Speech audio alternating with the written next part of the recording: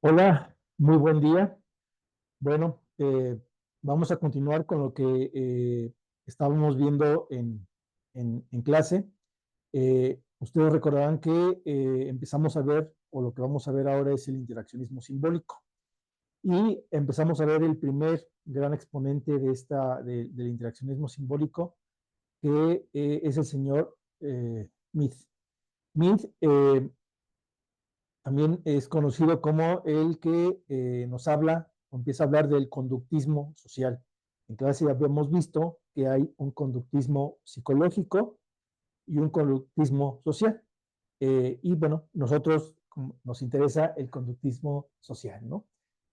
También ya habíamos visto cómo eh, para el conductismo social y para el interaccionismo simbólico hay una distinción muy importante entre gesto y símbolo, y que el gesto básicamente es el componente más básico de la interacción social. Eh, que también, bueno, los seres humanos tenemos inteligencia reflexiva, que es esta capacidad de poder proyectarnos o planear, de estar en el presente y al mismo tiempo proyectarnos y planear hacia el futuro, ¿no? Y en buena medida esta capacidad, esta inteligencia reflexiva tiene que ver, o más bien se complementa con cómo vamos construyendo el contenido de nuestra mente, ¿no? Y decíamos, el primer paso o el componente más básico es el gesto.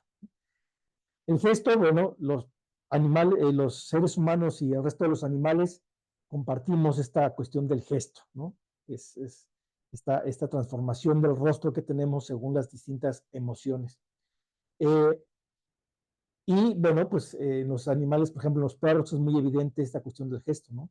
Cuando un perro se topan dos perros y uno le gruñe al otro o uno le muestra los dientes al otro, ¿no? En ese momento que uno muestra los dientes, el otro interacciona, ¿no? Ya sea generando un gesto de mayor agresividad o bien generando un gesto o una actitud de huir, ¿no? Entonces, esto sería básicamente los animales en conversaciones de gestos. Pero también los humanos tenemos algunas conversaciones de gestos, ¿no? Ya habíamos visto el ejemplo de cuando una madre le hace una mirada a un hijo o a una hija, ¿no? Y entonces inmediatamente desencadena una reacción en el hijo o en la hija, ¿no?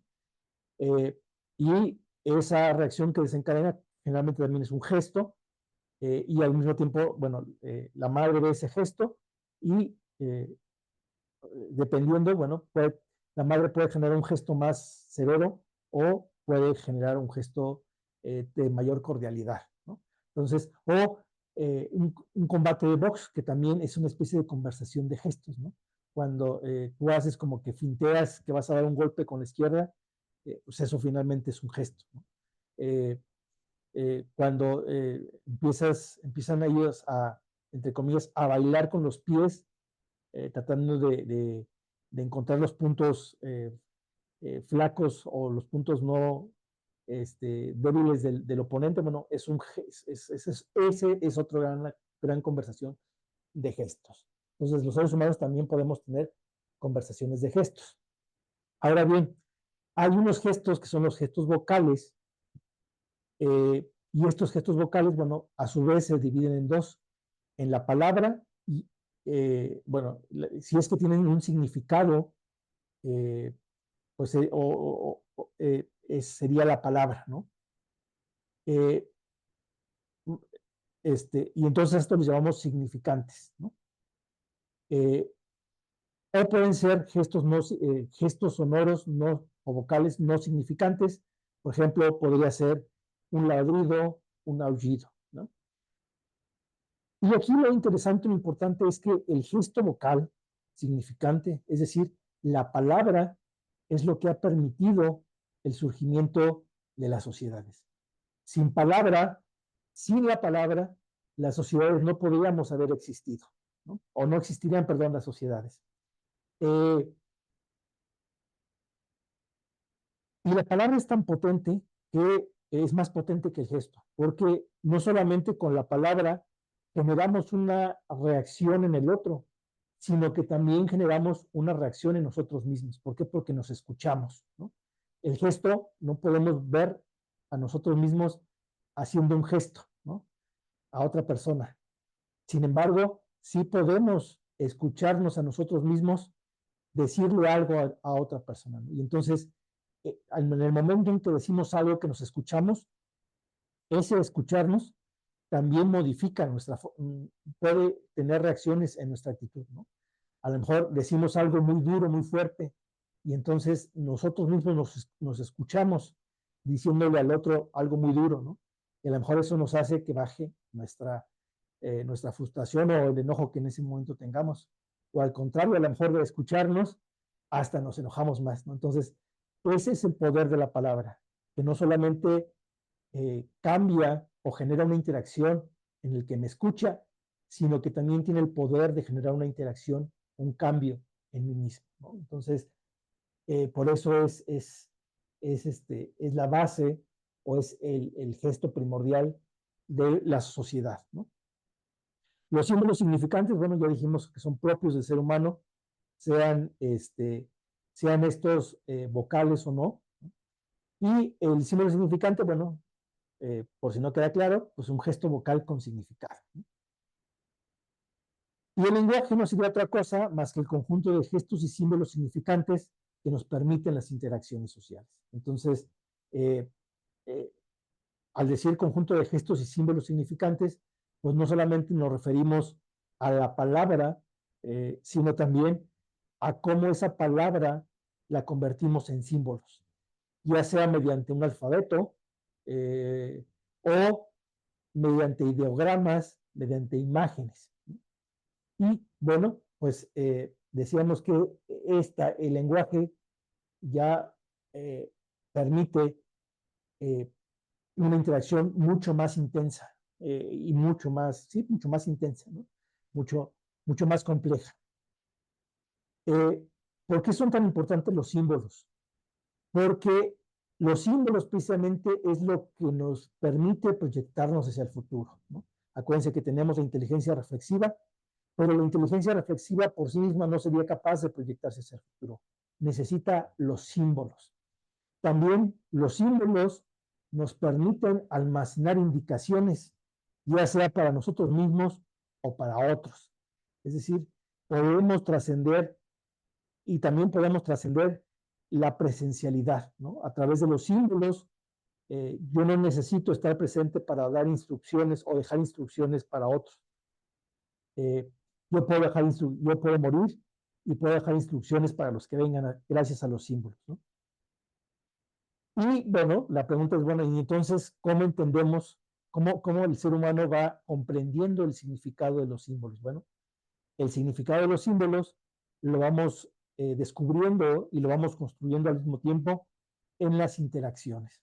Entonces, en la medida en que un niño vaya con alguien mayor, con su mamá, con su papá, con sus tíos, y tengan que cruzar una calle y el tío le diga o la mamá le diga, antes de cruzar la calle tienes que ver si hay un semáforo, tiene que estar en verde para que tú puedas pasar, ¿no?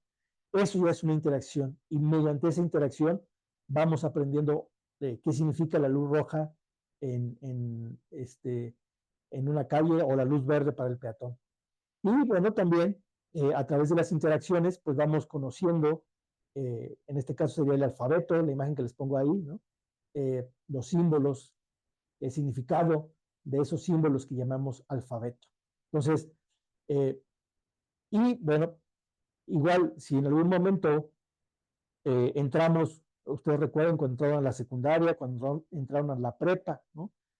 Ustedes entraron en contactos bueno, tuvieron nuevas interacciones y en la medida que tenían interacciones con sus compañeros iban construyendo símbolos, iban construyendo, pues sí, símbolos con los cuales ustedes se iban identificando y les ayudaban, al mismo tiempo les ayudaban al intercambio de información, ¿no?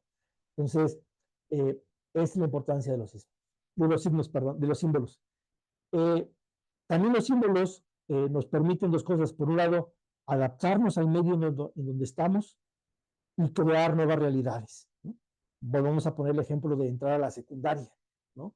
Al mismo tiempo que ustedes se adaptaban a ese ritmo de la secundaria y concretamente al salón, al ritmo de su salón, a las dinámicas que había en su salón de clase y también se iban adaptando o iban construyendo nuevas amistades, un grupo de amigos que tenían sus propias interacciones también, ¿no? Entonces, no solamente nos adaptamos, sino que creamos nuevas realidades como puede ser un nuevo grupo de amigos, o si ya trabajamos un nuevo grupo de amigos en el trabajo, de compañeros en el trabajo con los que tenemos una especial relación, ¿no? Y entonces el lenguaje simbólico pues es lo específico del ser humano y es lo que nos coloca por encima de otras especies, lo que nos hace superiores a otras especies. Con el lenguaje, bueno, lo que vamos haciendo es tener un autocondicionamiento constante. ¿Por qué? Bueno, porque en el momento en que alguien interactúa conmigo a través de la palabra, ¿no? Pues evidentemente genera en mí una reacción. Pero al mismo tiempo, este individuo, al escucharse interactuar con la palabra, también genera una interacción en él, genera algún cambio en él, ¿no? Y entonces, él cambia por escucharse hablar y al mismo tiempo puede cambiar por la interacción que yo tenga con él, ¿no? Después de que él interaccionó conmigo. Y entonces, en ese sentido decimos que me condiciona para responder el símbolo, ¿no? También, bueno, simplemente decir que la conducta inteligente requiere el dominio propiamente de símbolos, ¿no? Por algo, los seres humanos somos inteligentes porque dominamos y entendemos los símbolos. Entonces, el pensamiento, pues no va a ser otra cosa más que comunicación. Y no va a ser otra cosa más que comunicación porque solamente pensamos a través de símbolos. Solamente si en nuestra mente tenemos la palabra mesa o tenemos una imagen de mesa asociada a una palabra llamada mesa, podemos pensar la mesa y podemos pensar cosas que pasan sobre la mesa, ¿no? Que la mesa está en un florero, digo que encima de la mesa hay un florero, ¿no? O que la mesa está rota. Todo eso que estoy diciendo y que lo pensamos es a través de los símbolos. En otras palabras, pensar es lo mismo que hablar con otras personas, porque en el fondo, cuando nosotros pensamos, es como si estuviéramos hablando, más bien, no es como, es que estamos hablando con nosotros mismos, estamos generando símbolos y manejando símbolos en nuestra cabeza, ¿no? Y en este sentido, bueno, pues la significación no sería otra cosa más que la cosa que estamos indicando y la respuesta que genera esa cosa en nosotros. Entonces, todo eso sería la significación. Para ir cerrando este tema de los símbolos, bueno, ¿para qué nos sirven los símbolos? Ya lo hemos dicho. Podemos responder de una manera activa ante la realidad, nos permiten crear y recrear el mundo, ¿no? Nos permiten captar el mundo que nos rodea y al mismo tiempo crear nuevas realidades a partir de ese mundo, nuevas esferas de lo social, nuevos ámbitos sociales, ¿no? Están relacionados con el mundo físico y social, ¿no? Por eso por eso podemos captar el mundo, porque precisamente vamos construyendo símbolos y los vamos dotando de los significados. Eh, nos genera esta capacidad de percibir el entorno y de pensar, ¿no?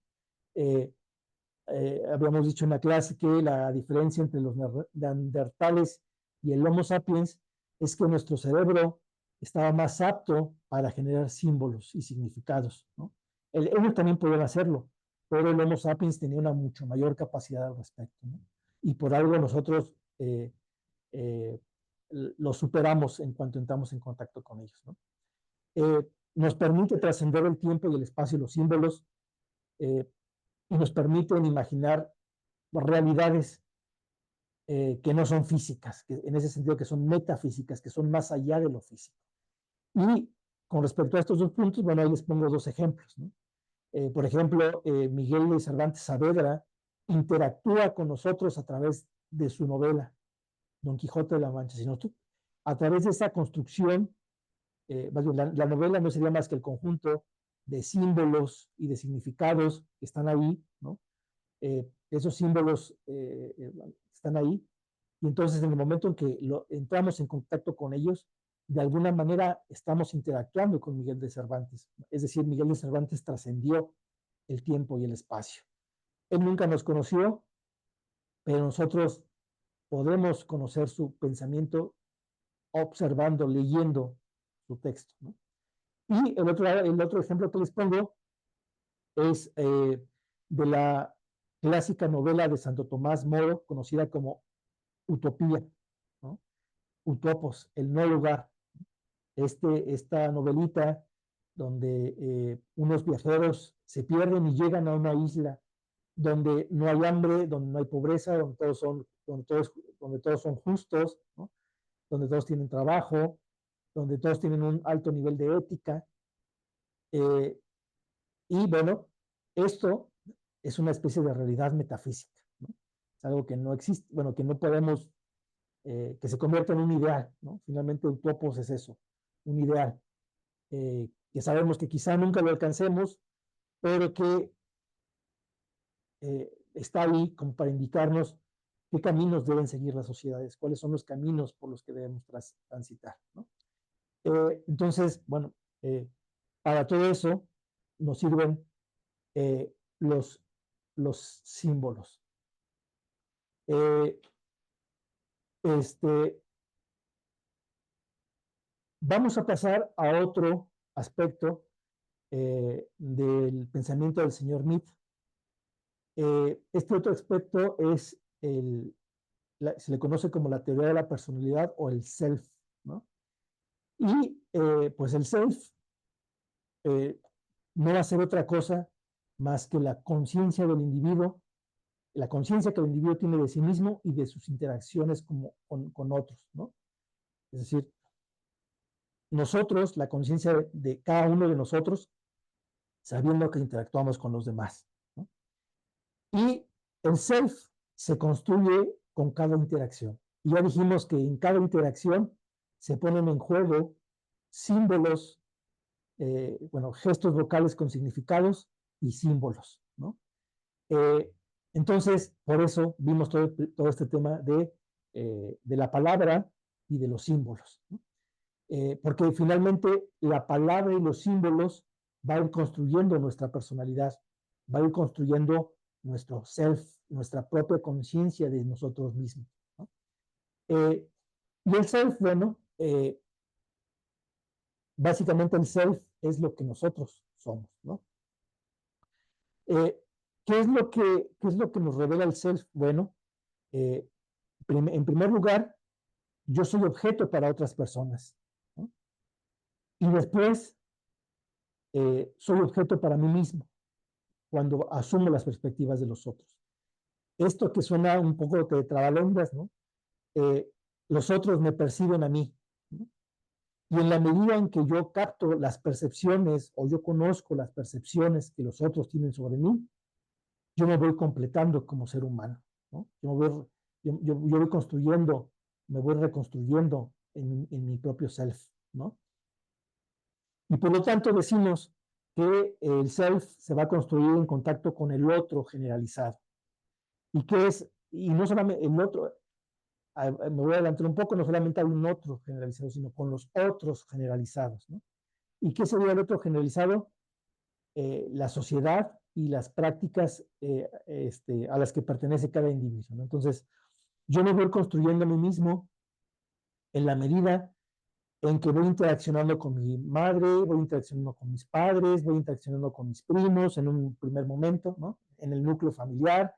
Después, cuando empiezo a interaccionar en la escuela, con mis compañeros, en la primaria, en la secundaria. Si yo pertenezco o participo en algún grupo de Boy Scouts, en algún grupo de algún coro de la iglesia, ahí también voy a encontrar gente y ahí voy a estar interaccionando con cada uno de ellos, ¿no?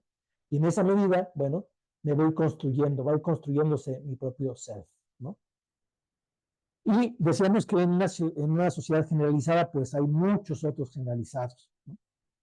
Y ¿cuáles serían esos otros generalizados? Bueno, ser alumno, ¿no? Hay una percepción de cómo debe ser un buen alumno.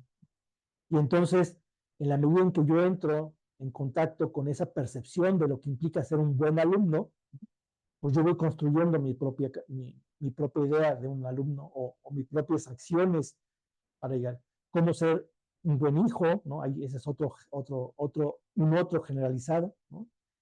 Eh, Ser un buen empleado, otro generalizado. Por ejemplo, si yo decido tener cierto estilo de vida y me convierto en vegano, pues entonces hay un otro generalizado de cómo ser vegano, ¿no?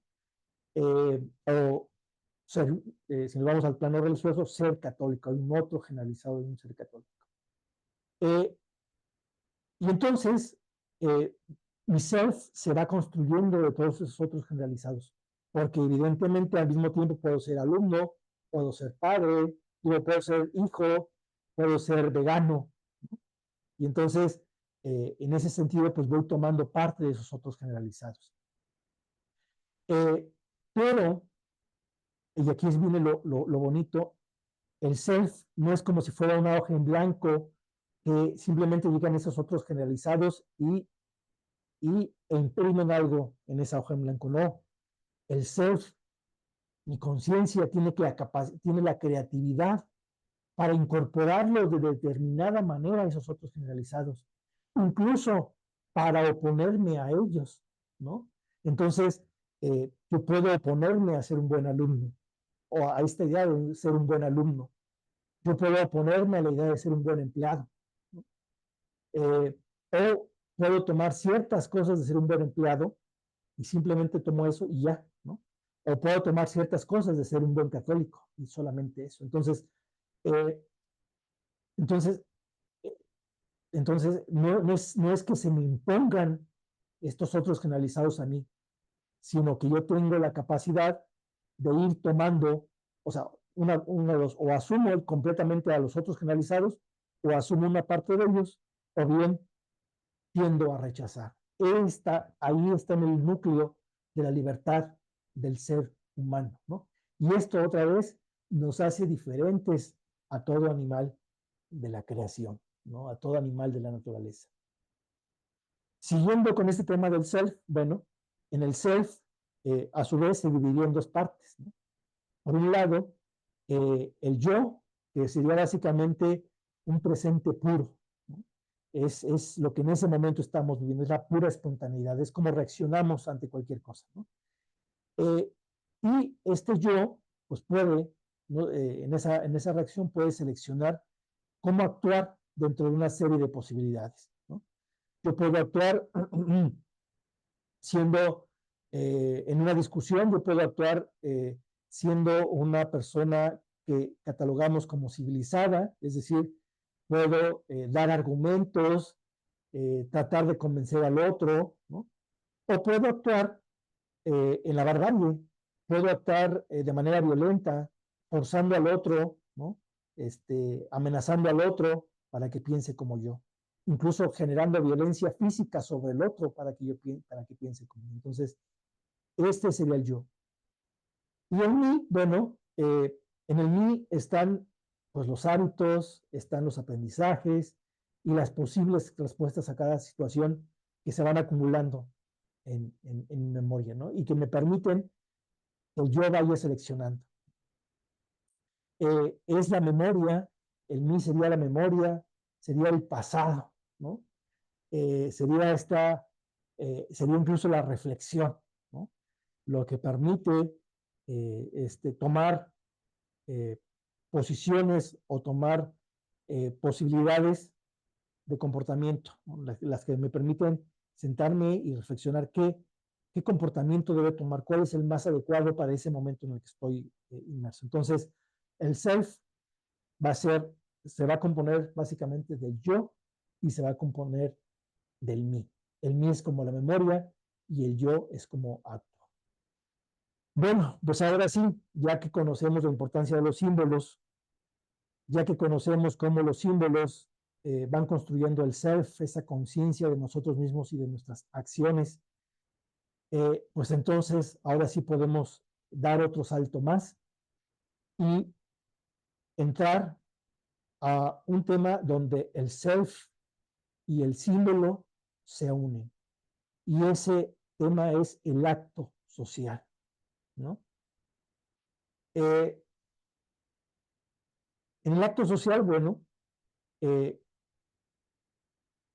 aquí no es otra cosa más que la percepción que tiene el propio individuo a partir del punto de vista de los coactores, ¿no?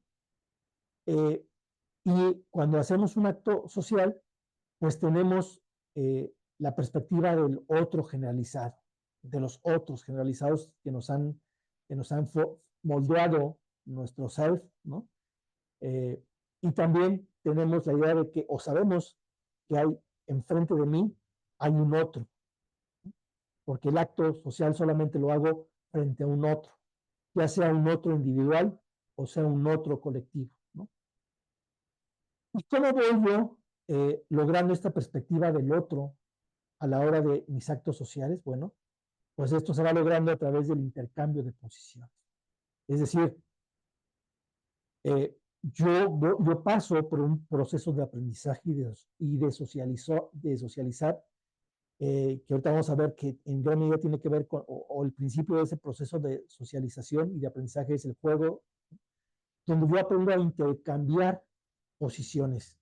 Yo sé que hay un intercambio de posiciones. Algunas veces sé que tengo que dar en las interacciones, algunas veces sé que tengo que recibir, algunas veces sé que tengo que pedir ayuda, ¿no? Eh, otras veces sé, más bien sé que tengo que dar ayuda, otras veces sé que la tengo que pedir, ¿no? Unas veces sé que voy a ganar, otras veces sé que voy a perder. Entonces, eh, y sé que esto va cambiando dependiendo de cada interacción que voy teniendo, ¿no? Pues va a ir modificándose en qué posición voy a estar, ¿no? Y les decía que esto en principio lo vamos a ir aprendiendo poco a poco a través de un entrenamiento, va a decir el señor Mead. Eh, eh, y por ejemplo, él dice, he ahí la importancia de los juegos infantiles. Los juegos infantiles, yo teniendo 4, 5 o 3 años, o 4 o 5 años, me permite ir comprendiendo las perspectivas de los otros. Es decir, me permite ir entendiendo que en determinados momentos yo voy a estar en distintas posiciones y que dependiendo de la posición en la que yo esté, se espera de mí un comportamiento y yo espero un comportamiento de los otros. Entonces, yo no sé ustedes cómo le llamarían al juego, pero es un juego que todos jugamos, ¿no? Hace muchos, muchos años le llamaban la roña, ¿no? Luego le llamaban las traes, luego le llamaban, bueno, que es básicamente el juego de, de corretearnos unos a otros, ¿no? Uno trae la roña o las traes o como le llamen ahora, ¿no?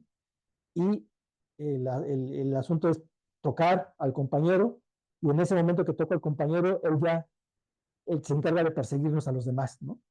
Y tenemos nuestra base para descansar y podemos quemar la base, ¿no?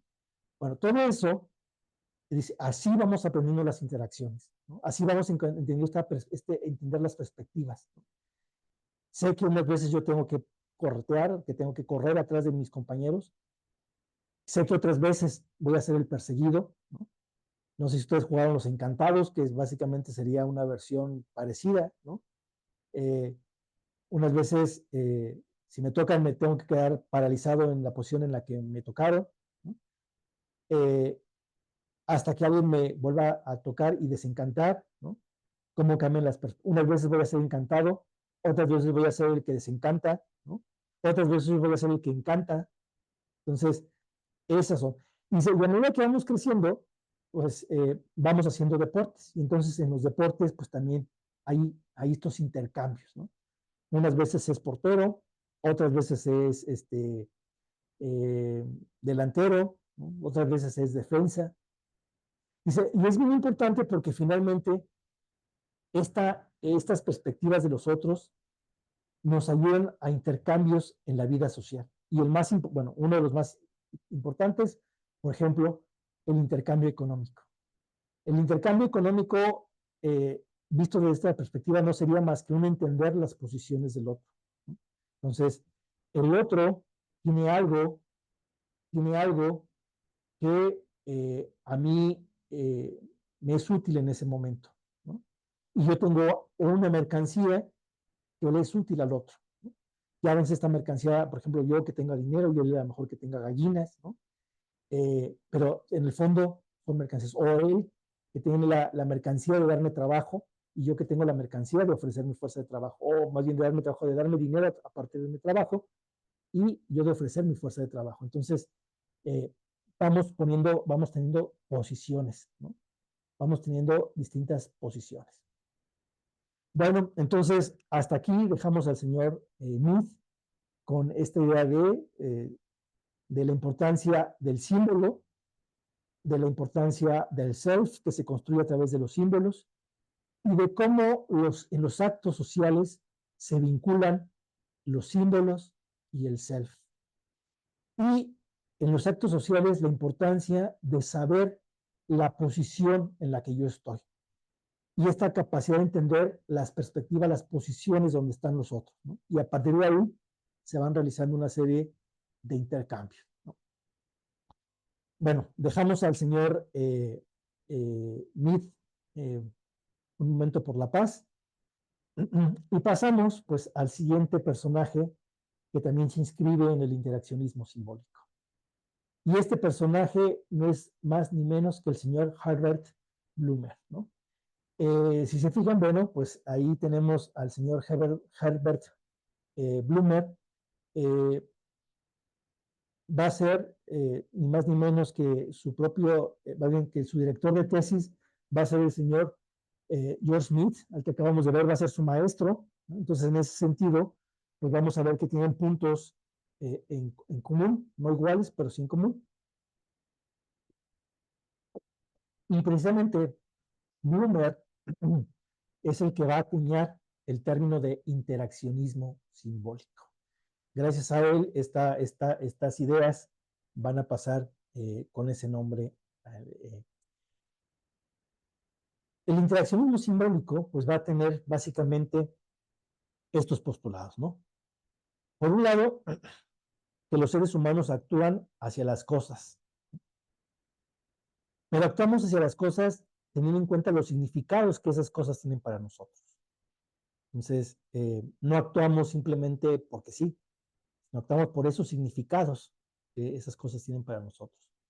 Y esos significados van a surgir de las interacciones sociales, ¿no?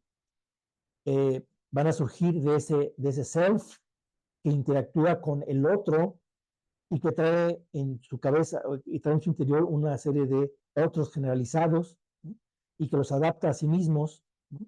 Y los otros van a traer en su interior otros generalizados que los van a adaptar a sí mismos y entonces vamos a interactuar, ¿no? Y bueno, pues precisamente todo eso nos va a ir generando este proceso interpretativo, ¿no? Y el proceso interpretativo nos va a permitir darle significados a las cosas, resignificar las cosas, ¿no? Eh, eh, Creo que ya les he puesto el ejemplo de cómo, de cómo el altar de muertos tiene un significado para los muertos, los seres humanos muertos, ¿no? Ese es el significado original y ese es el significado que nuestros tatarabuelos y muchos de nosotros le damos, ¿no? Y ahora las nuevas generaciones pues hacen un altar de muertos para sus perros, ¿no? Entonces, ¿qué están haciendo ellos? Están resignificando esa práctica simbólica, la están resignificando y le están dando, pues eso, una nueva lógica, ¿no?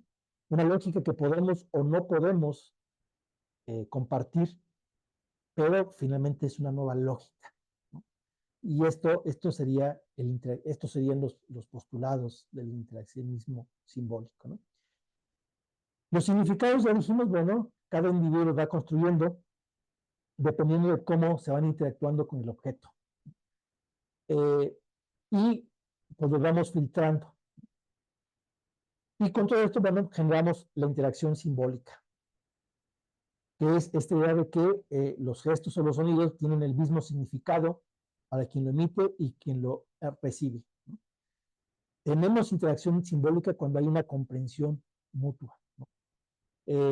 Tenemos una interacción simbólica cuando yo doy clase, ¿no? Porque entonces lo que yo estoy diciendo, ustedes lo están comprendiendo, ¿no? Tenemos una comprensión mutua, una comprensión de base mutua, ¿no? Y bueno, Luhmer también nos va a hablar del self, pero él le va a dar otro nombre, le va a llamar proceso interpretativo individual. Pero básicamente es el mismo self del que nos habla Mead. Entonces, pues no nos vamos a detener mucho en eso porque son conceptos muy parecidos, ¿no? El que le va a agregar, bueno, nos va a decir que a través del eh, proceso interpretativo individual, ¿no? Del PI, nos podemos dar autoindicaciones.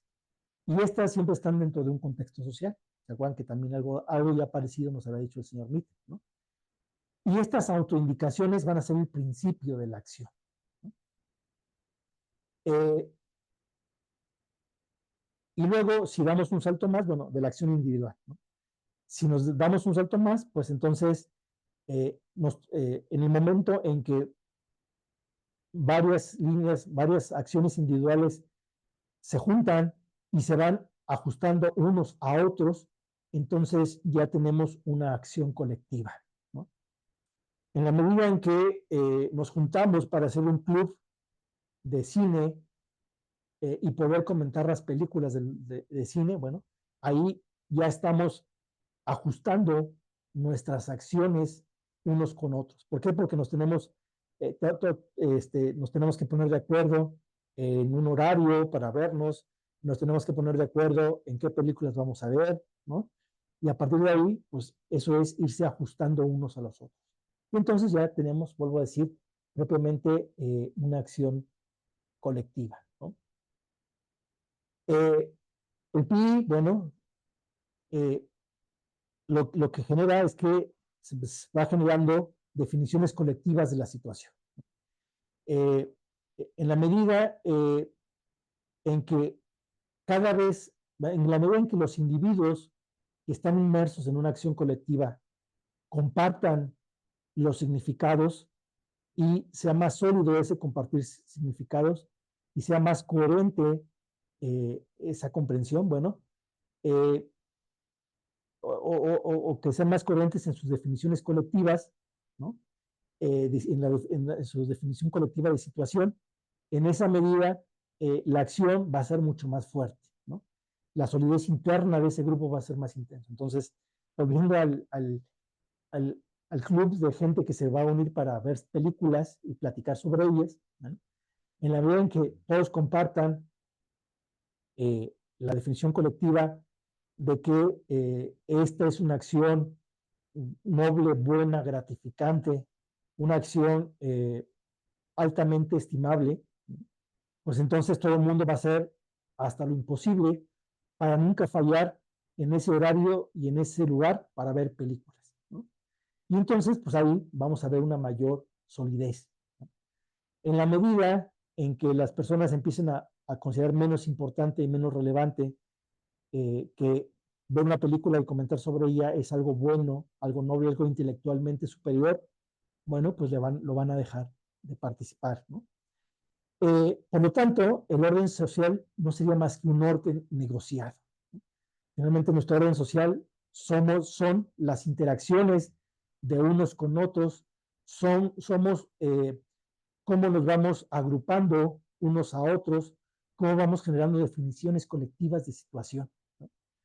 Y entonces, bueno, podemos acordar en el salón de clase que nuestra clase inicie a las 4:15, ¿no? Y entonces, ahí, y que después de las 4:20 ya todo el mundo, digo, el que no llega tiene falta, es un orden negociado.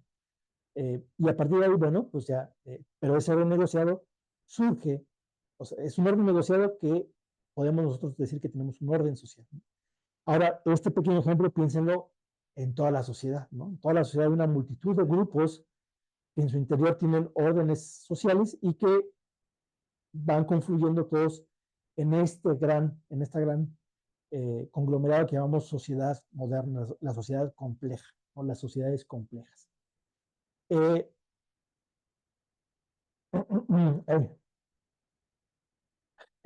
ahora bien, ¿cómo influye el orden social en los individuos? Bueno, pues va a depender del tipo de sociedades. Por ejemplo, en las sociedades primitivas, la influencia suele ser muy intensa. ¿Por qué? Porque, como habíamos dicho hace ratito, este orden colectivo, la definición colectiva de la situación es muy fuerte en las sociedades primitivas, ¿no? Eh, es muy fuerte, es muy coherente. La mayoría de los individuos la comparten, ¿no? Comparten una misma religión, comparten una misma cosmovisión de las cosas, comparten unas mismas prácticas y costumbres, ¿no? Y las tienen en alta estima porque las han sido entregadas por sus bisabuelos, sus tatarabuelos, sus abuelos, sus padres, ¿no? Entonces, en ese sentido, la DSC, ¿no? La definición colectiva de la situación es muy fuerte. ¿Y qué pasa en las sociedades modernas? Pues la definición colectiva de situación suele ser muy baja o suele ser baja, porque hay menos cosas en las que estemos de acuerdo.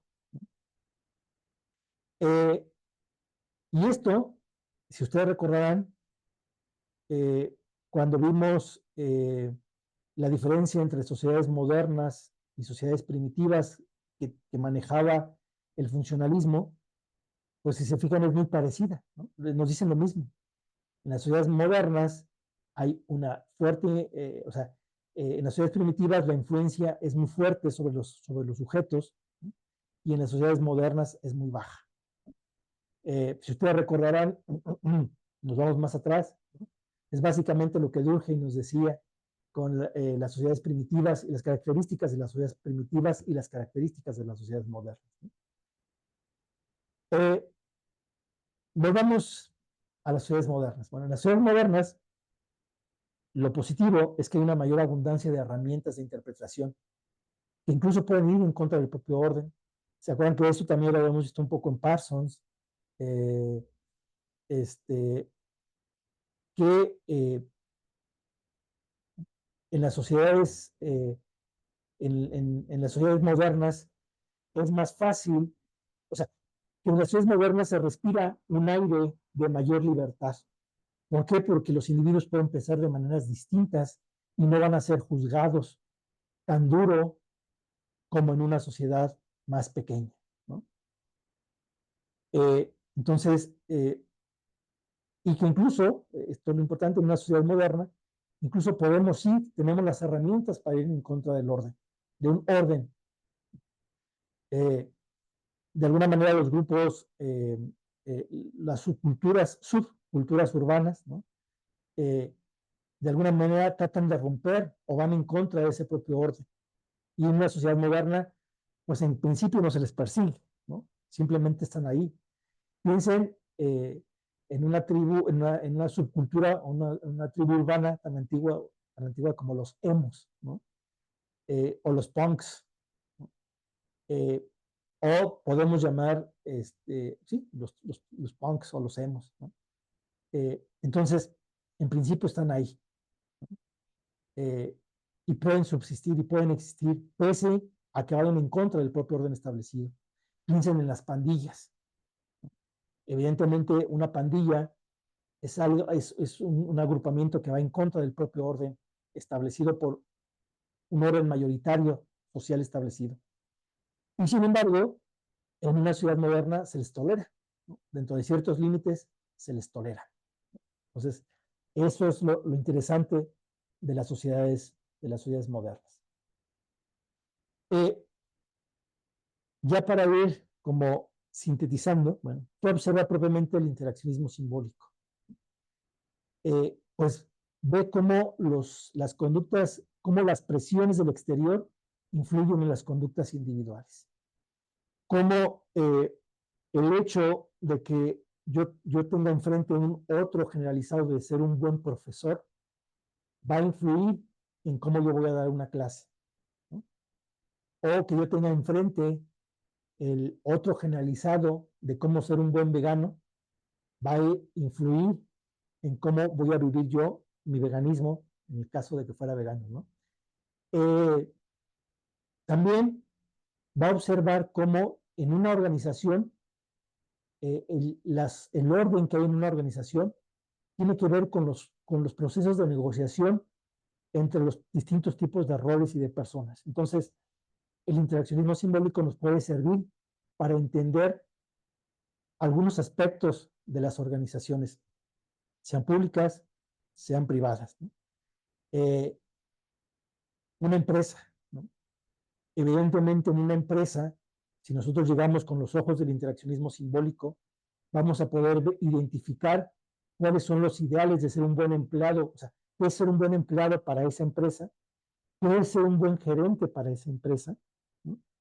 Y vamos a ir viendo cómo las personas se adhieren a esa idea de ser buen empleado o ser buen gerente, y en la medida en que se adhieren, cómo lo van modificando de acuerdo a su propio self, de acuerdo a las cosas que ya están introyectadas en su self, a lo mejor de cómo es ser un buen empleado en otras empresas, ¿no?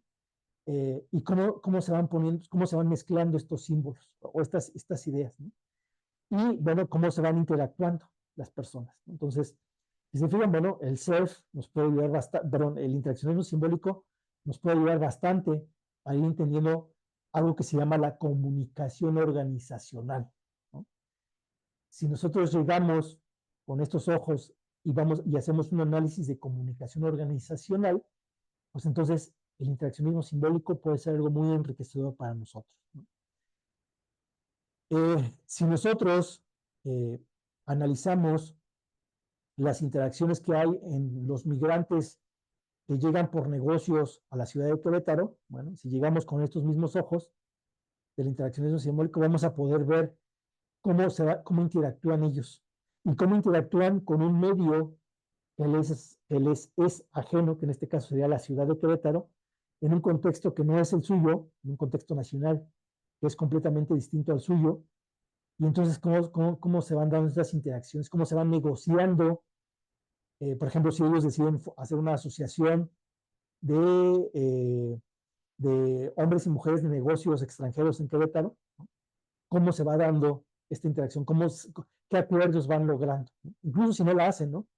Qué formas de comportamiento tienen entre ellos mismos, qué códigos van construyendo entre ellos mismos. Entonces, si se fijan, pues es bastante interesante, ¿no? ¿Y qué les digo yo de la ciencia política? Entender cómo se forman las organizaciones políticas, entender cómo interactúan las asociaciones políticas en el sentido de personas que se asocian, que se juntan para ejercer o para tener alguna incidencia en el ámbito de lo político, ¿no? Cómo son las interacciones en el comité del programa de Vecinos Vigilantes. Imagínense qué interesante sería que se hiciera un análisis de cómo, o sea, qué es lo que hace exitoso a un comité de vecinos vigilantes desde ese punto de vista, desde el punto de vista del interaccionismo simbólico, ¿no? Teniendo en cuenta esta negociación que se da entre los roles y entre las personas. Eh, para el interaccionismo simbólico, la organización y la sociedad, bueno, van a ser algo, ya dijimos, procesual, ¿no? Es decir, va a ser fruto de los intercambios, de las interacciones. Claro que va a haber una tensión entre el orden y el cambio, ¿no? La determinación y la indeterminación. Constantemente, bueno, eh, vamos a tratar de alcanzar un orden, cierto orden, ¿no? Pero como nuestro medio es dinámico, pues entonces el medio va a ir cambiando. Puede ser que ese orden nos sirva, pero puede ser que tengamos que transitar a un nuevo orden, ¿no? Entonces, por eso es esta tensión entre el orden y el cambio. Y lo mismo se supone que en la medida en que cada vez una organización o una sociedad se va haciendo más fuerte, pasa de lo indeterminado a lo determinado, ¿no? Pero igual, como está en un contexto de continuo cambio, pues esto va transformándose. Para el interaccionista, pues la sociedad no va a ser más que el conjunto de definiciones comunes que hacen la posible coordinarse entre los miembros. Entonces, la sociedad pues va a ser algo construido, ¿no? Algo que todos nosotros vamos construyendo, aunque nosotros hayamos llegado y ya existe una sociedad antes que nosotros, bueno, con nuestras interacciones también vamos transformando esa sociedad, ¿no? Y esto pues es muy bonito porque entonces eh, con nuestras, o sea, tenemos la capacidad de transformar nuestro mundo. O sea, creo que esto es un mensaje esperanzador, sobre todo en estos tiempos. Nosotros tenemos esta capacidad. ¿Cuál es el requisito? Que podamos interactuar con los otros, que podamos negociar con los otros, que tengamos esta capacidad de intercambiar posiciones con los otros para entendernos, ¿no? Entonces, eh, tenemos una coordinación, si queremos hacer cambios, se puede tener una coordinación entre sus miembros, ¿no? Ese es el reto, coordinarnos entre los que pertenecemos.